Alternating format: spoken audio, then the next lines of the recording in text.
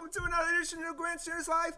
I'm your host, Scott Kerman, and I'm joined by my usual cohorts, the Professor, Russ Stevens, and Uncle Joe McLaughlin. Well, we have a special guest sitting in the grandstand tonight. He's a sports writer who started his career with the Minnesota Vikings and the Tampa Bay Buccaneers. He went on to write for Sports Illustrated, covering the NFL for 16 years. He currently works for NFL.com and Patriots.com as a contributor.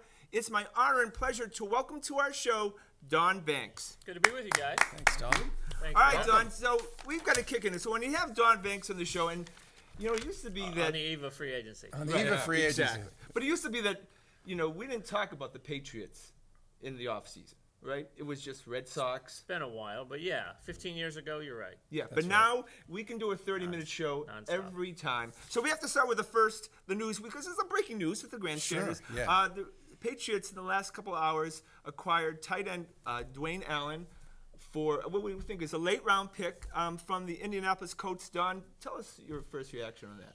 I think it's a solid move. It's obviously an indication that Martellus Bennett has seen his last game in red, white, and blue. But that's not a surprise. The Patriots seem braced to let somebody else overpay him by their own estimation. I think Allen is I think he's an athletic guy who can catch the ball and block a little bit. I think he came in the same draft class as Coby Fleener, who was more of the pass catcher in Indianapolis. I think they came in together in 2012. Just signed a new deal with Indy last year. Yeah, so it's like a little around surprising. $5 million a year or something like that. Right, but the Colts, and now I'm blanking. The Colts signed their new starter, Jack Doyle. Jack right. Doyle. It sounds like a great movie character. Yes, it does. And he's Detective. kind of the number one now. So I think Dwayne Allen, it's a Patriots-type move. It's not exactly Chris Hogan level obscurity, but he wasn't a guy that a lot of people thought would move early in this market. And I think it'll bear out and be a decent move. How about strange bedfellows? We thought that the Patriots hate the Colts, right? Were you surprised by the mere fact that they even talked? I was. That was actually the first thought I had. Was like, wow, the Colts are willing to ship a player to the team they're really trying to chase, right? Right. I mean, or are they really chasing? Are the Patriots at a level right now that the Colts really aren't chasing them? They're kind of chasing themselves. Don't tell Jim Irsay that. He believes Right. he thinks they have Andrew Luck, so therefore their Super Bowl window is open even after those two 8-8s. But he's never put a nickel into that team. You know, they always, like when Paulie Other was than there, Andrew Luck, you mean. everyone, the coaches had to coach up. Everyone was drafted. No free agents were ever allowed in. Lately, he's opened up the purse strings a little, but still not. Well, in line. remember 2 years ago when they went out and got all those veterans? They got That's Andre right. Johnson. And Frank Gore. The over-the-hill gang. Right. Yeah. The Eagles linebacker Trent Cole. That didn't work out so well. So Yeah. maybe free agency in Indy will take a bit of a break. But no, I think it was a solid move getting Dwayne Allen. Do you think it says anything about Gronk? I mean, one of the great mysteries here is the Gronk's on a short money deal for next year in terms of the cap, and then it goes way up. Do you think this has any impact, or was this just a matter of Belichick getting himself a plan B for next year? Well, they need two tight ends. I mean, they want to run that two tight end. The only time this year when both Gronk and Bennett were on the field and both healthy, they were really tormenting defenses with that double tight end attack. So I think they were looking for a couple things. They're looking for somebody that can handle that number 2 role, and also, obviously, it's an insurance policy for Gronk's health at this point. Well, anytime we acquire a tight end, I think of Scott Chandler. Seriously, I've never seen a guy who had so much promise, and we talked about the whole red zone thing and how this Twin is gonna Towers and the whole deal, right? Really, by the end, he didn't even want to dress, right? No. The only thing about Scott Chandler that was memorable is every once in a while when he was running down the field, you thought it was Gronk for a split second, and then you were like, wait a minute, that's Chandler. Right. That's Chandler. Forget it. Please don't throw it to him again. All right, so of course the issue that now everyone talks about, and we will be talking about all the offseason, is when Jimmy G. And, you know, we go back and forth, don't we? We sure do. We trade him, don't trade him. I'm right now, currently, as we speak, I would like to keep him with the idea that if we're ever going to have... He's been on that If we're ever going to right have from Tom the beginning. Brady ×2, the sequel, it's Jimmy G. What's your feeling about whether he's going to go or not, and what you would do as far as keeping him? I think probably he stays. I just don't think they're done listening by any stretch. Now, look how already the dominoes started falling. We're hearing Brian Hoyer to San Francisco. Right. The Jets are already down to possibly talking about bringing Geno Smith back. Now we know that Tyrod Taylor went back to the Bills. Stays in Buffalo. It's getting slim pickings out there Sure. already. Tony Romo is going to be out on the market as of tomorrow afternoon, but is it Houston that makes the biggest play? Is it Denver that makes the biggest Oh, play? wait, Glennon, I thought was going to the Bears, right? Glennon's probably going to be locked in with the Bears.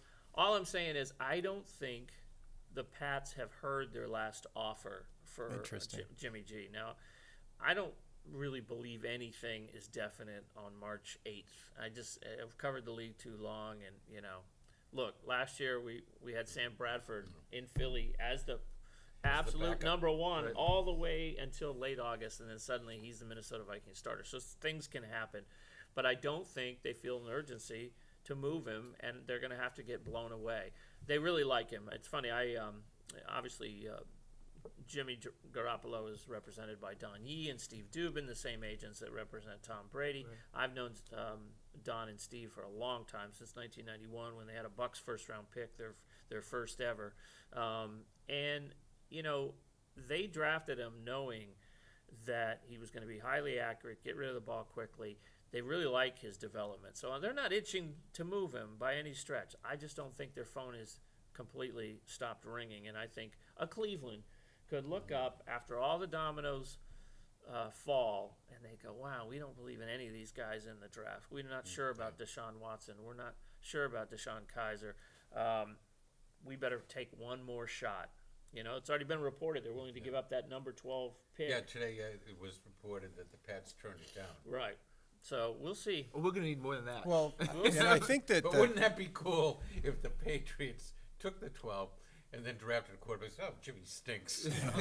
Well, I think the fascinating thing about this is the fact that they share the agent. So Yee knows, must have an inkling, and if not know for sure how long Brady would like to last. And I listened to Brady on Peter King's podcast a couple of weeks ago, and what was clear to me, he went through the Super Bowl and he was reasonably animated, but when you got to the point where he started talking about his philosophy of taking care of his body, he got really more animated than I've ever heard him. He's almost religious. He's almost religious, and he wants to become a guru. And what my takeaway from that is his credibility in that space may be tied to how long he can play. If he gets himself to play in high-quality quarterback until he's 44, 45 years old, that sets him up for this whole next phase of his life, and Yee must know that.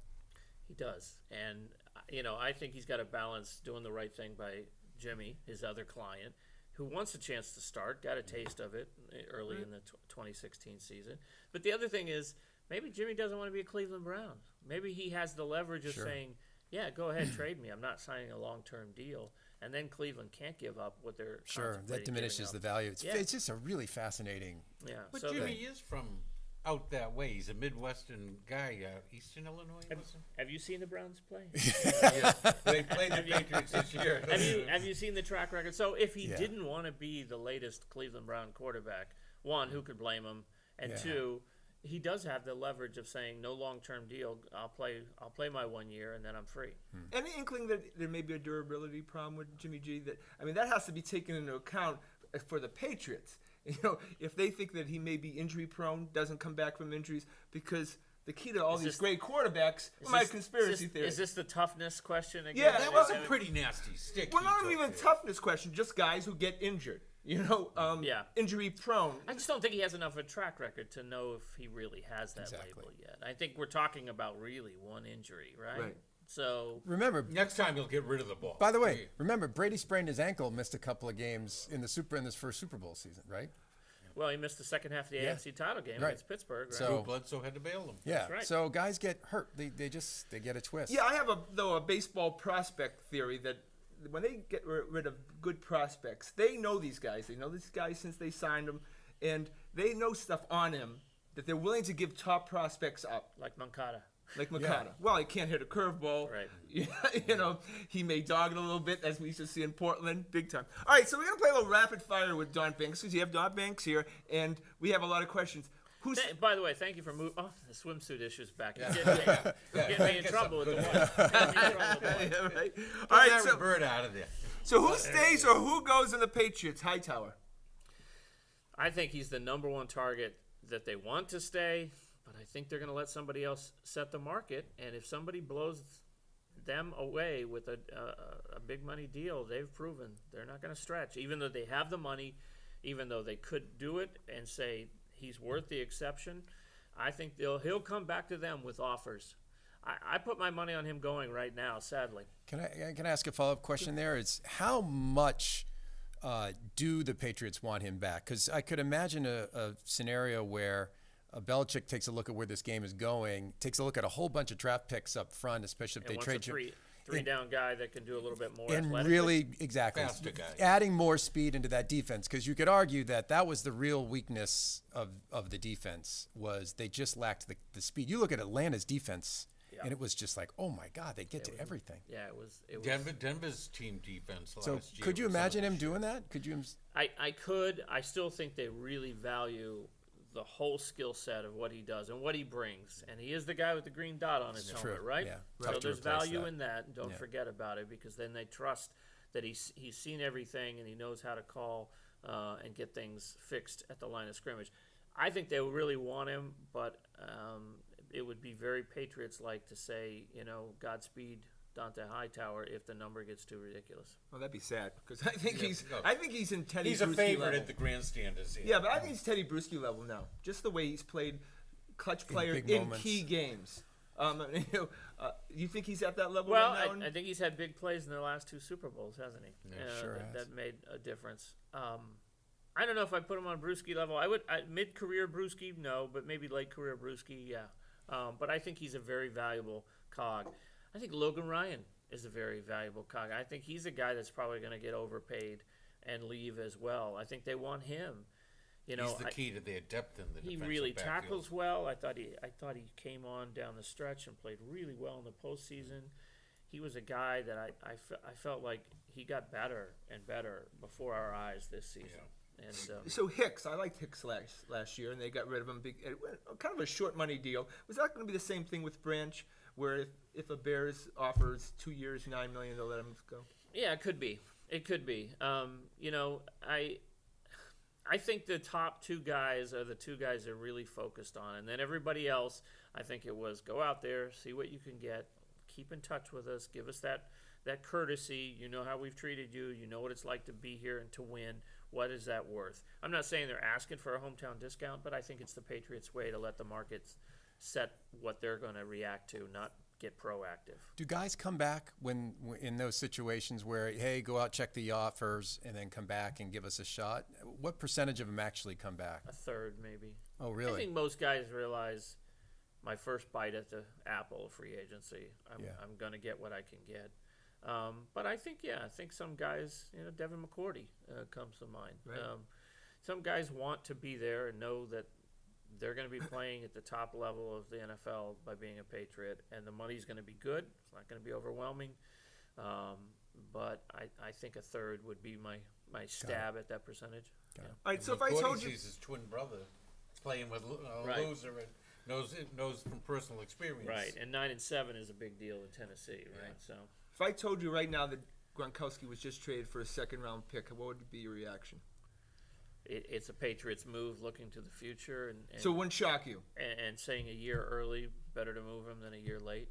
It would shock me, Yeah. but it wouldn't. It would shock me more if it was another team doing it with a comparable level player. Because the Patriots have, how many times, guys, have we been shocked by a move that they Twice a made? year. Jamie Collins. starting with Lawyer Malloy. Of course. Yeah. Yeah, and, right. and then Richard Seymour, and then Logan Menkins. Yeah. I mean, how many times are we going to kind of learn the same lesson over? So, would it shock me? Yes, but I would say it's the Patriots. Well, just for your old Patriots fans, it started with Leon Gray, if you remember that. Well, you don't remember Leon I Gray? know Leon Gray. Yeah, they traded Leon Gray. It was Hannon Gray on that side. Yeah, like in the middle of the left night. side. And all All of a sudden he wasn't there. And we're talking about the season was ready to start, right? And they traded him to Houston for a first-round pick, and you floored everyone. greater than Malloy, any of these guys. I mean, All right, well, let's draw a line at so at there you Bill. go, a little history Yeah. for you for that. All right, so now, we always get to talk. We didn't have anybody who we know, I think, who's been to the Super Bowl, but Don Banks was at the Super Bowl. It's 28-3.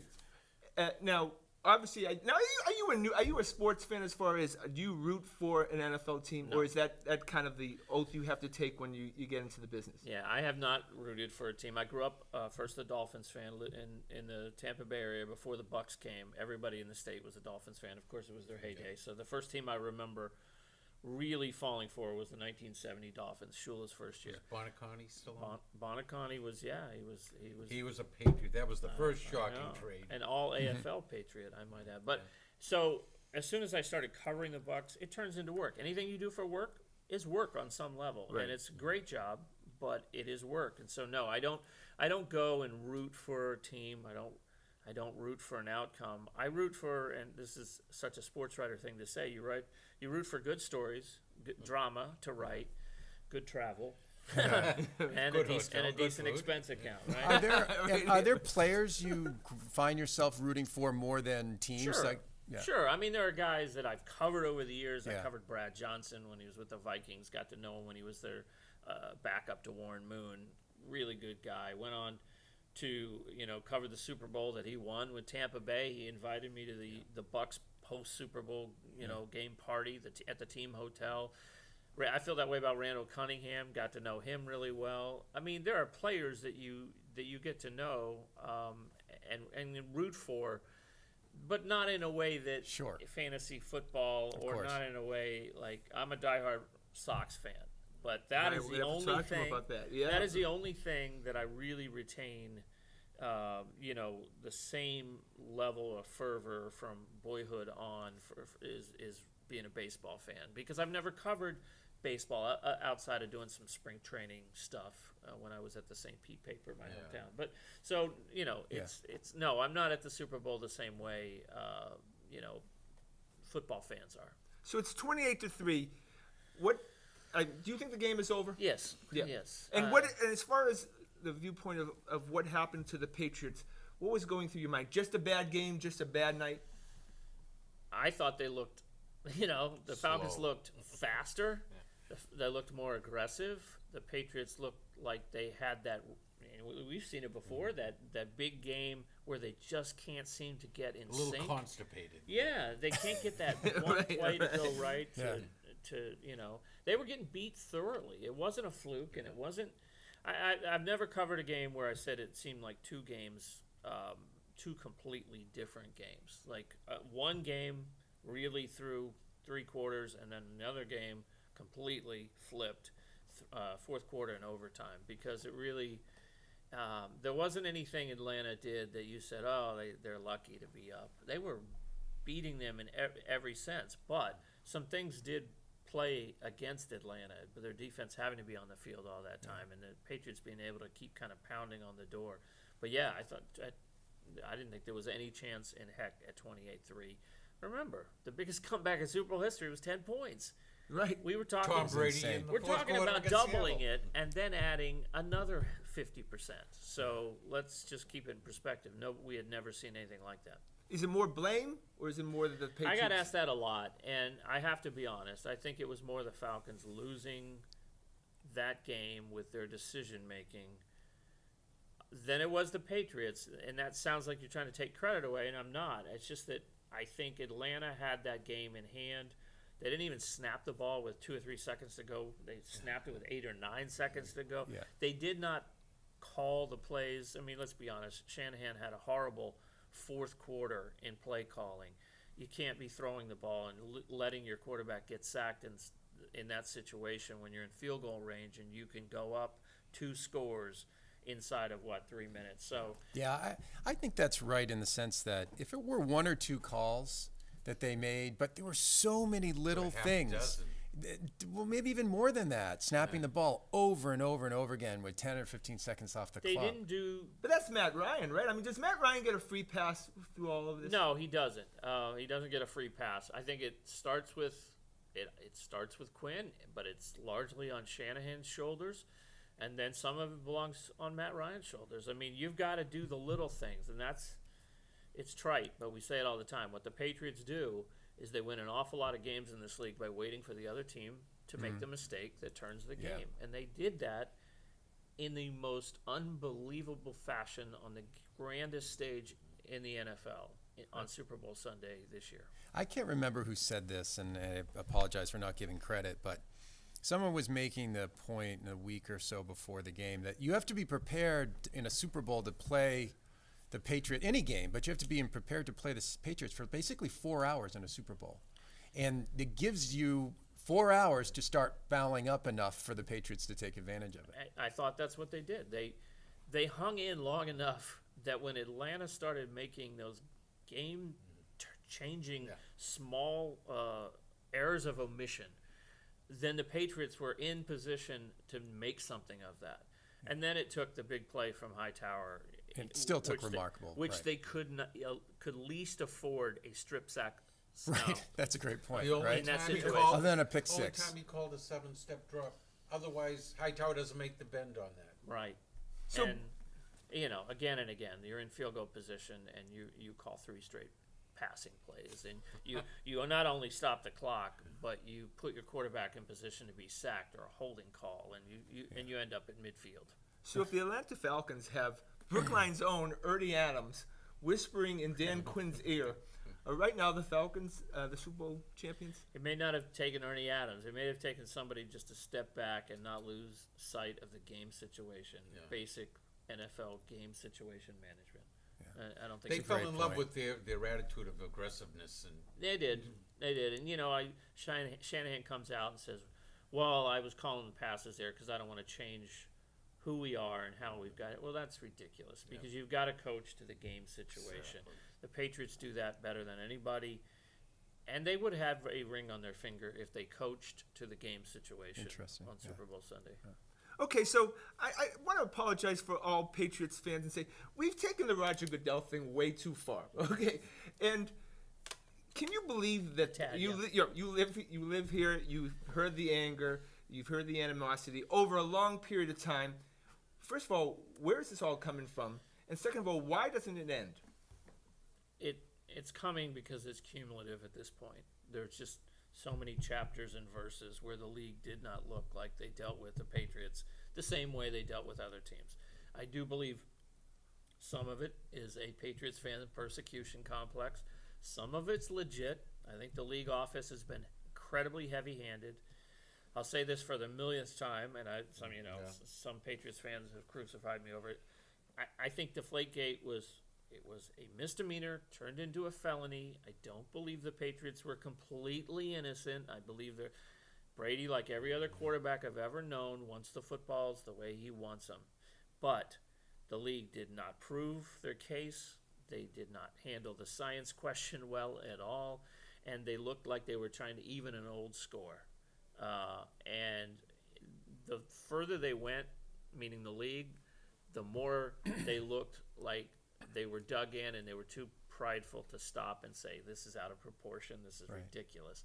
That just fed the Patriots fan belief that they were getting screwed by a league office looking to level the playing field, prove to the other owners that they can be tough to Kraft and company. And, the commissioner got his ego involved because he had already listened to the wrong people at the very beginning of the story, the people who were screaming that this was a huge competitive disadvantage for New England, when I don't believe it ever was. So we're gonna skip. You talk NFL a lot. But you're a big Red Sox fan. So why don't we the last 6 or 7 minutes talk about the Red Sox? You probably don't get to do that much, right? Just ranting at the television. Like the rest of it. Right. First of all, Don Banks met his wife in Game 1 of the 2004 World Series. A couple hours before Game 1 of the 2004 World Series. Yeah, we've been together ever since. That's terrific. But so October 23rd, 2004 is our lucky day. I had 2 tickets. I had someone who was scheduled to go with me, a friend who got into a car accident, and I had an extra ticket, so I went trying to figure out, do I sell 2? make a killing because it's game 1 of the World Oh, Series sure. in Yeah. 04. Could've done Think well. about it. Yeah. 1,200 Or a pair. do I sell one and go by myself, in essence? And so I ended up talking to her about my dilemma. I did not offer her the ticket. She was with her best friend watching the game at Swansea. So it turned out from there. But yeah, so we owe a the meaningful Sox. World Series. We owe the Sox a lot, and I've always said, we've always joked that we owe Grady Little our existence. had he not pulled, or had he pulled Pedro like he should have in 03, Sox would have gone to that series. Chances are they wouldn't have made it back to the series in 04 in historic fashion, so that we would have never met. So we owe Grady Little. That's great. Everything. Oh, that's a great story. That is a good.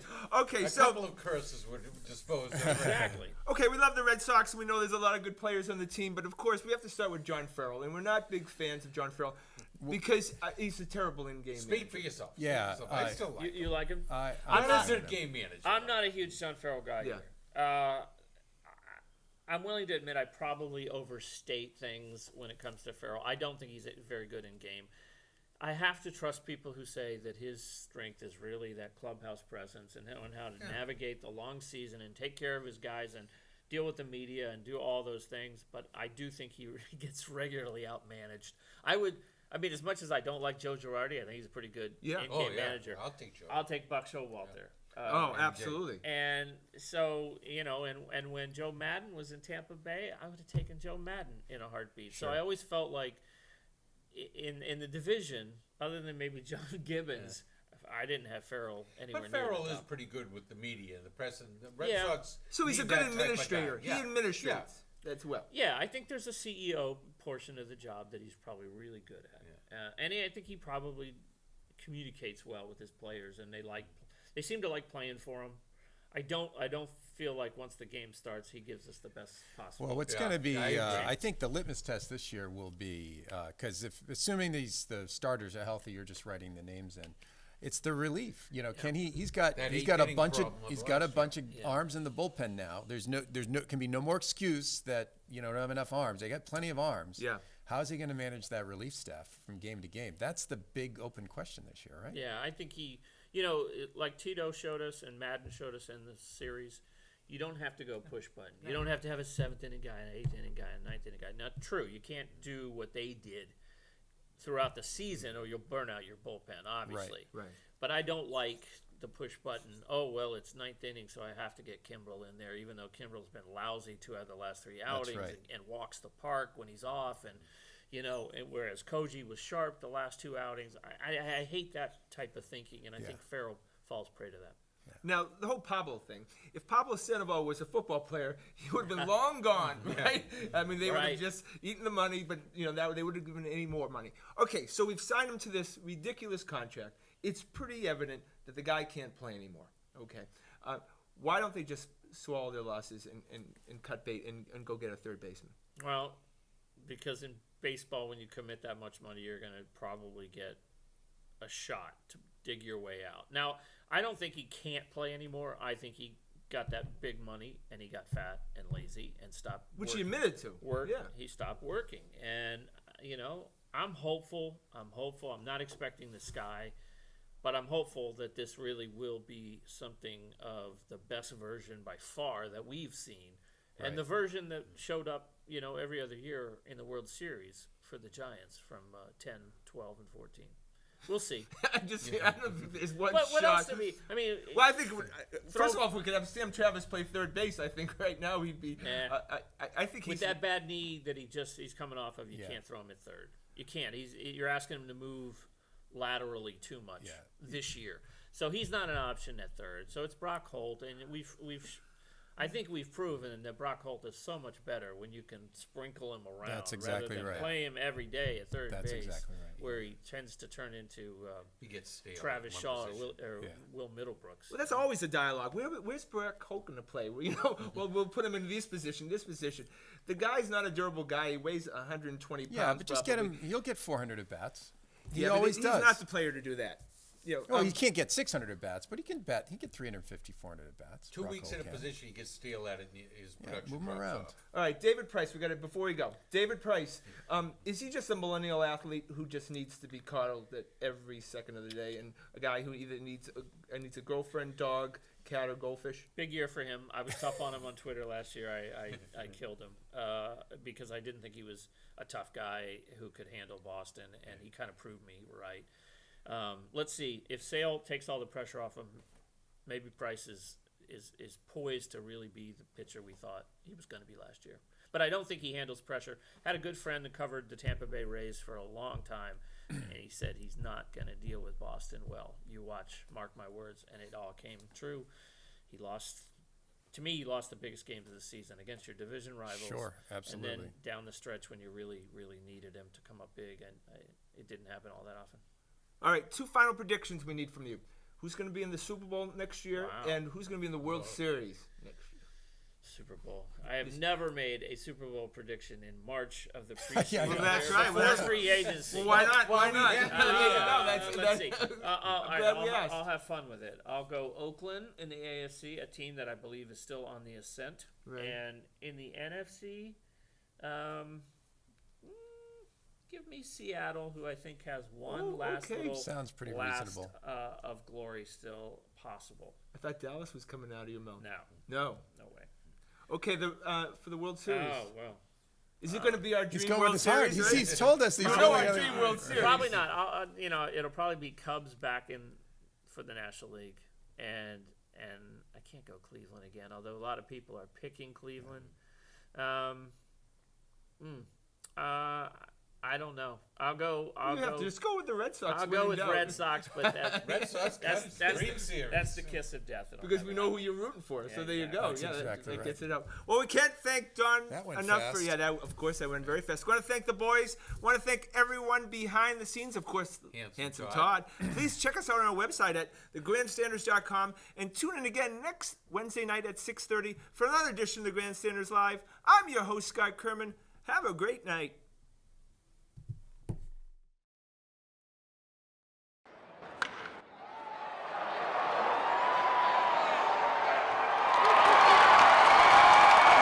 I'm Scott Kerman. Have a great and happy night.